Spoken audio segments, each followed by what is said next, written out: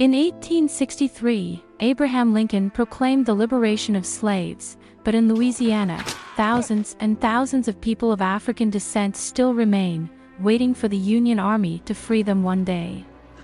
Emancipation tells the story based on real events of Peter, a Christian Afro-descendant, who is forced to abandon his wife and his 4 children to be a slave.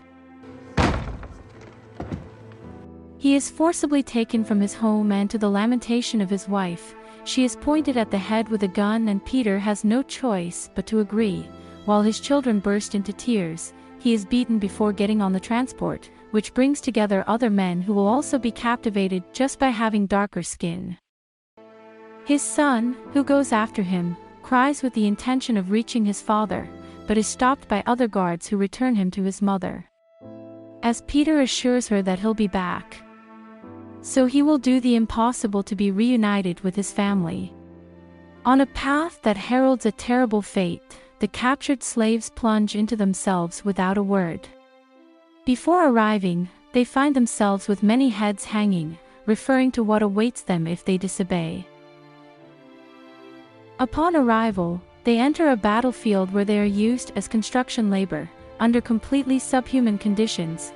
They are chained, eyes down, and move black, are the welcome phrases with which they receive Peter and his companions.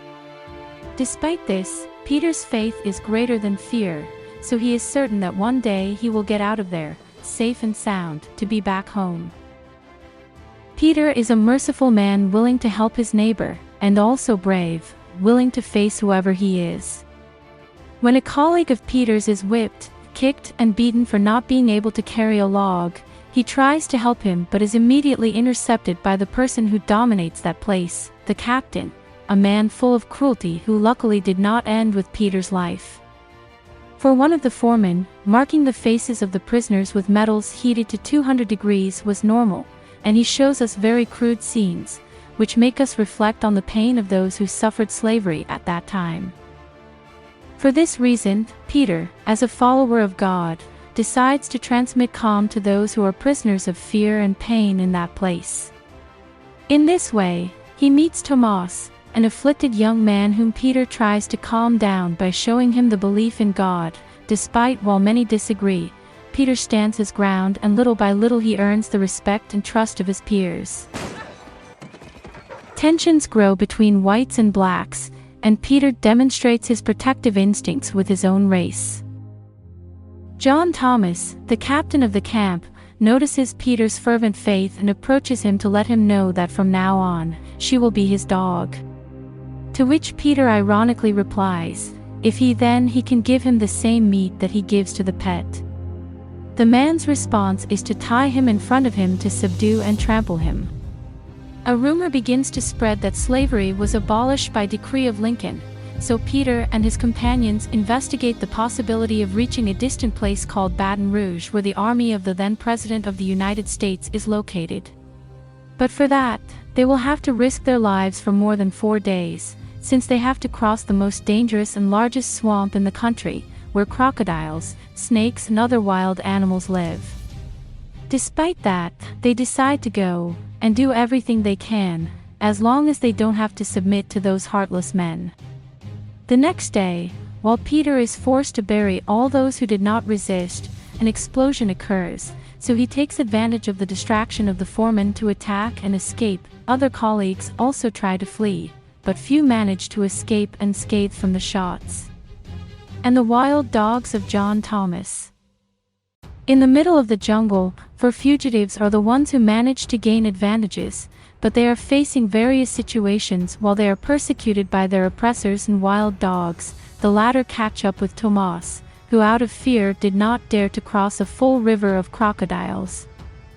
There Tomas is bitten by the dogs and interrogated by John Thomas, who offers him his freedom in exchange for telling him where the others are going. As fear and pain invaded Tomas, he spoke and revealed the fate of the fugitives, but that was of no use, as seconds later, he was caught by the crocodiles. On the other side of the river, the survivors decide to split up to face the swamp individually like a roulette wheel.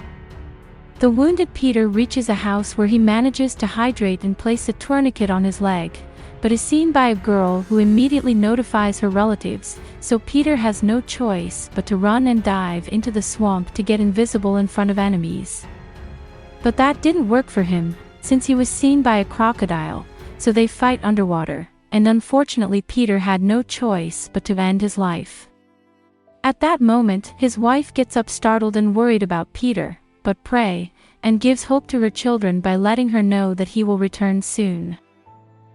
Night falls, and Peter tries to survive on top of a tree, while the hunters find the lifeless crocodile and take the opportunity to feed on it. There, Johann tells them a story about his childhood and how he was raised seeing Afro-descendants as enemies. At dawn, Peter improvises a staff and fills himself with mud, so as not to be perceived by the dogs. In addition to that, he dares to climb a large tree in search of a beehive. Later he runs with the blessing of finding an abandoned hut, with food and water, in which he takes a few minutes to hydrate himself and heal his wounds since there were burning coals. At that moment the hunters see the smoke, and they did not hesitate to go there. Peter, realizing, he runs until he finds a boat, which fills him with hope. There he takes the opportunity to eat something and carefully looks for where to go. On the other hand, his wife finds out that she has been sold and that she must abandon her children to be handed over to another man. For this reason she refuses, and in front of her children she decides to make the radical decision to turn on a wool processing machine, to destroy their own hand in order to make it useless so they don't want to buy it.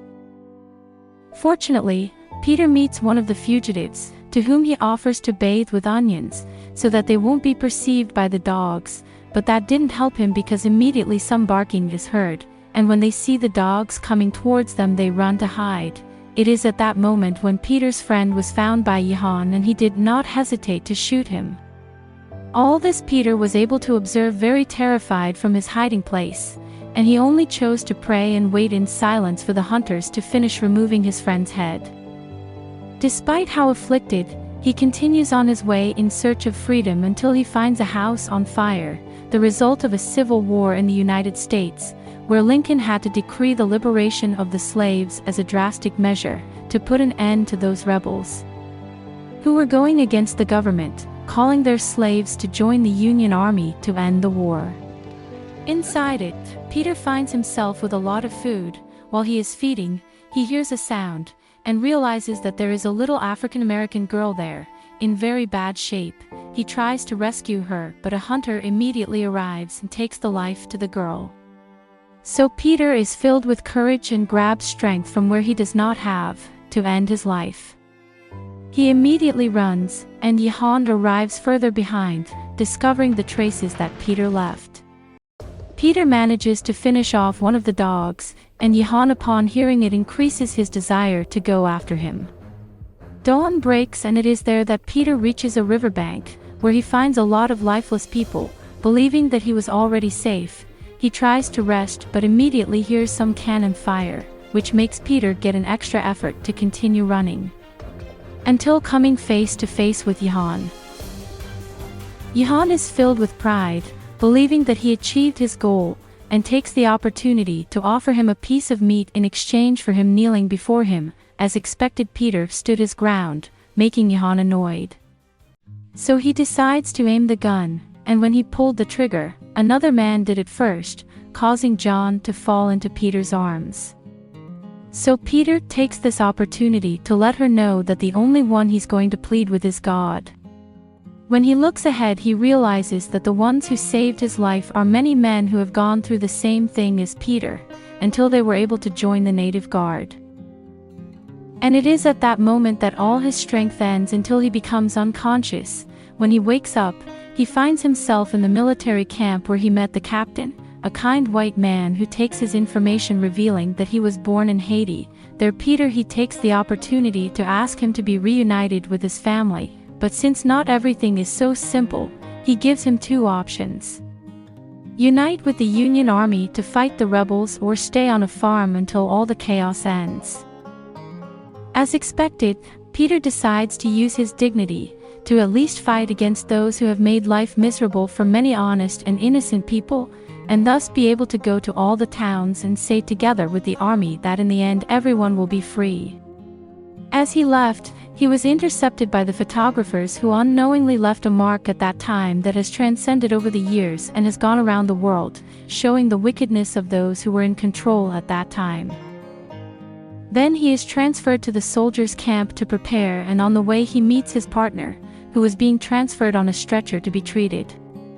He asks about his friend, but Peter gives him the bad news that he couldn't continue. Later, he is introduced to Captain Dwight, who interrogates him for information about the equipment of his enemy's army, then tells him to get ready because the next day a battle will begin.